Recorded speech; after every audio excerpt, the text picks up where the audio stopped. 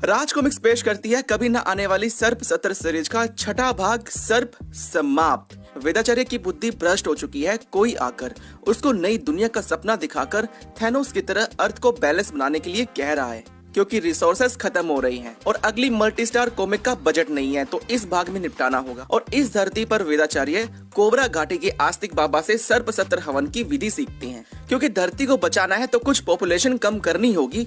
वो टिकटॉक के वीडियोज दिखाकर आस्तिक बाबा को बेहोश करती हैं, फिर हवन में सब इच्छाधारी सांपों को एक एक करके भस्म करना शुरू कर देती हैं और मन ही मन बोलते हैं, जब देखो तब पिछले 10 सालों से यही सारी मुसीबतें आती रहती हैं। ना रहेगा पाताल, ना रहेगा नागदीप और ना रहेगी मुसीबत। अब रहेगा तो बस नागराज तोसी और मेरी पोतियां।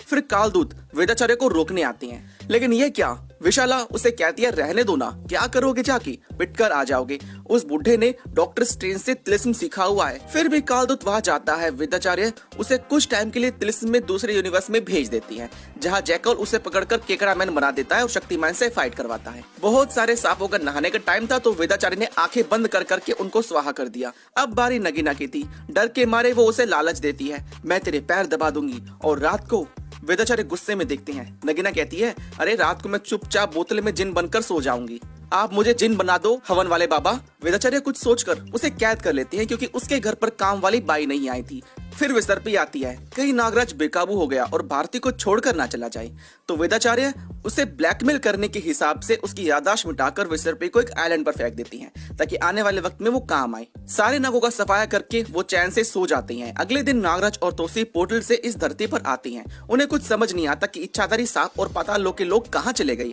एंड में उन्हें पता चल जाता है और वो वेदाचार्य से बदला लेने और उसे हराने ध्रुव के पास जाती हैं। ध्रुव अपनी शादी की तैयारी प्रेम ग्रंथ में कर रहा था। वो कहता है, राज कॉमिक्स वाले नागराज और ध्रुव की जोड़ी तोड़ चुकी हैं। जब से तू आया है तोसी, जाकर संजय गुप्ता को बोल नया ध्रुव बना ले, मैं हनीमून का प्लान बना रहा हूँ। बहुत ज्यादा हाथ पैर जोड़ने के बाद ध्रुव मान जाता है। बदले में भारतीय कम्युनिकेशन में अपने होने वाले बेटे की नौकरी और अप्सरा की बेटी से उसकी बेटी की शादी की शर्त रखता है। दोनों मान जाती हैं और फिर अपने तेज दिमाग से ध्रुव आइडिया निकालता है। दूसरे यूनिवर्स से नरनाशक की एंट्री होती है, जिसका द्वार वेदाचार्य खोलते हैं नागराज तोसी से लड़वाने के लिए, बचाव करने के लिए। अब नागराज और तोसी नरनाशक से लड़ते हैं। अंत में नरनाशक भाग जाता है और वेदाचार्य किसी और यूनिवर्स में भाग जाती हैं। अब वेदाचार्य के पास इस यूनिवर्स से दूसरे यूनिवर्स में जंप करने की पावर कहां से आ गई, क्योंकि वेदाचार्य की तीसरी पोती अमेरिका चावेज है, जिसका खुलासा होना अभी बाकी है। नरनाशक आ तो गया, लेकिन वापस नहीं जा सका, सेम जादू की तरह। यहाँ से उसे अपनी असली माँ के संकेत मिलते हैं। तारे जमीन पर मूवी के दर्शील की तरह वो विशाला से मिलता है और बदले की भावना से नागद्वीप का राजा बन जाता है, क्योंकि तब तक कालदूत शक्तिमान से पिटकर इस यूनिवर्स में आ चुका था। विशाला उसके साथ चक्कर चलाकर वन नाइट स्टैंड करके उसे ब्लैकमेल कर चुकी थी। ये कहानी आगे महानगायन में कंटिन्यू होती है। वेदाचार्य के इस कृत्य को देखकर नागराज भारती के साथ दोस्ती तोड़कर जंगल में वनवास को चला जाता है, क्योंकि उसका भरोसा औरतों से उठ चुका है। ये कहानी आपने शीलभंग में देखी होगी। और तोसी अपनी अप्सरा को फिर से इस लड़ाई में खो चुका था। अब उसे दोबारा कौन उठा कर ले गया है पता नहीं। हाँ, एक पोर्टल से बहुत साल पहले पास्ट में वो चली गई, यानी 10 साल पहले। अब वो कहीं जा चुकी है। अब कहानी नाग प्रलय में शुरू होगी, जहाँ एक बार फिर तोसी अपनी अप्सरा की तलाश करेगा पास्ट में जाकर। अब आप पूछोगे, अगर नागराज वनवास के लिए चला गया है तो महानगायन वाला नागराज कौन है, कहाँ से आया? वो भविष्य का नागराज है, जिसे पकड़कर लाया गया है। चल दुनिया बचा, भूतकाल का कालदूत ठरकी हो गया है, यानी भविष्य का कालदूत ने भविष्य के नागराज को यहाँ भेजा है।